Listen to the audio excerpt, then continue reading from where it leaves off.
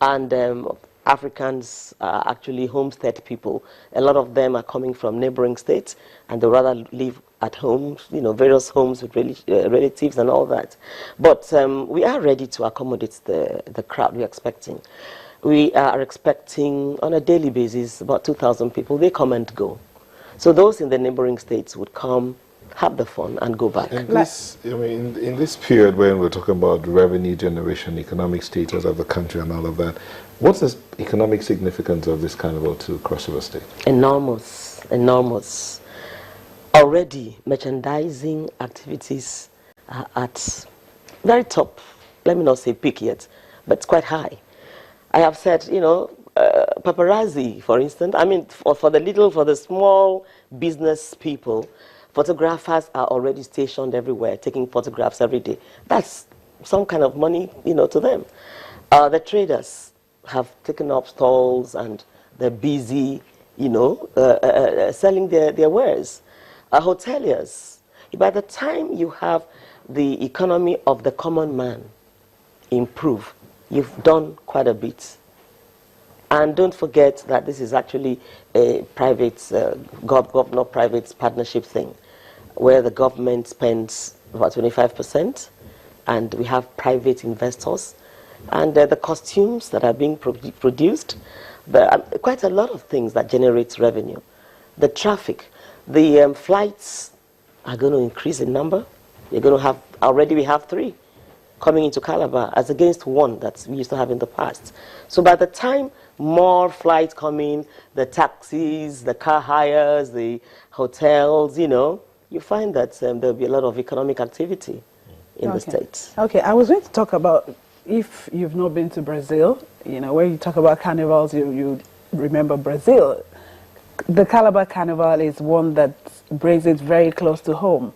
And so we expect that more and more people should come every year, but it would seem that the traffic is reducing. What do you think about this, or what is it that you're doing to ensure that you have maximum number of people? If you permit me to just, refer here, the people we are expecting, the Brazilians, they are coming. The Chinese acrobatic display team, China and acrobatic display, they are coming. We are having guests from Spain, the flamenco of Spain. We are having the Burundi band.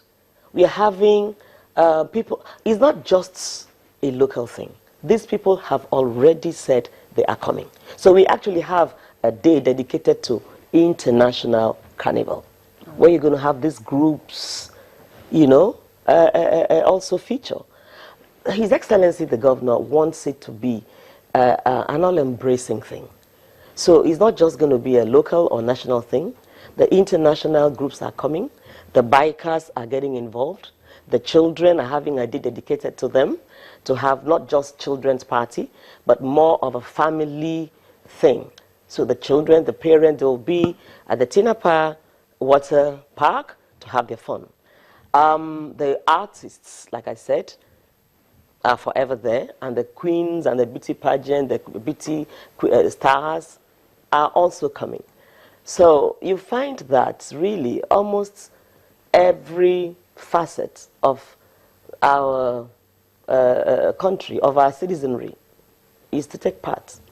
We are expecting so everyone is invited. Everyone is invited. You are going to be there. Where else? It's been a very hectic year. It's been a year of electioneering campaigns and tribunals and courts and, So we should forget about that we should forget about that. And where else could you go to but Calabar? But if we're in Calabar, who will be sitting here?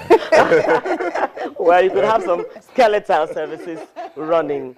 Okay, you say you've already started. Just give us an idea. What are the activities and who can participate in activities lined up for the rest of the carnival period? Already we have started. On the 1st of December every year, we flag off the month with the World AIDS Day. So this year again, we had the World AIDS Day, and it was done, flagged off by His Excellency the Governor. And we have entertainment daily.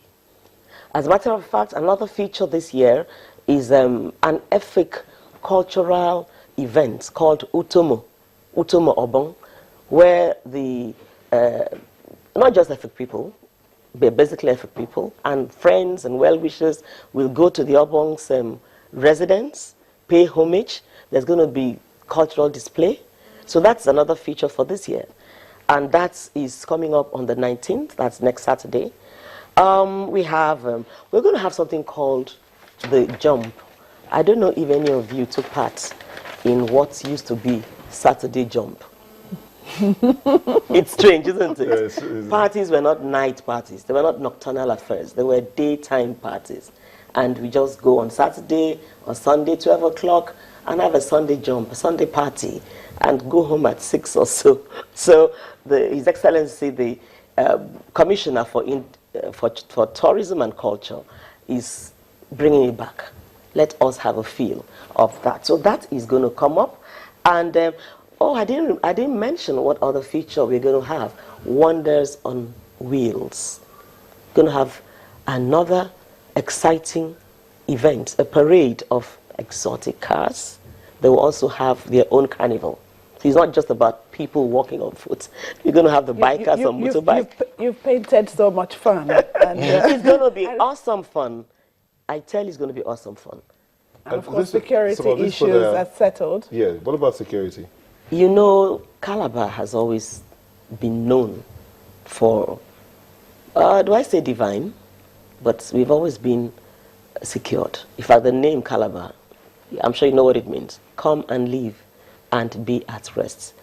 So we have put measures on ground, and by the time you have the youths so involved in activities, there's no dull moment. And it's always the idle brain that the devil finds useful as a workshop. But this time around, everybody is going to be so actively involved, and we do not expect any serious casualties. In fact, we've never had in the past. And since we're taking it to a higher level this time, I trust that God on our side, everything will be okay. Finally, before we let you go, some of these people who want to display anything, are they registering? Are they making any financial payments in the registration to participate? Oh, for sure. Apart from the little revenue, we also need to know who we are dealing with. So there is, even the hotels are registered. You don't just, open your doors to anybody. And the vendors, those who are involved in merchandising, they're also registered. So for those who may be watching now and thinking, okay, let me just see if I can get a small space, where should they go? What should they do? The Carnival Commission.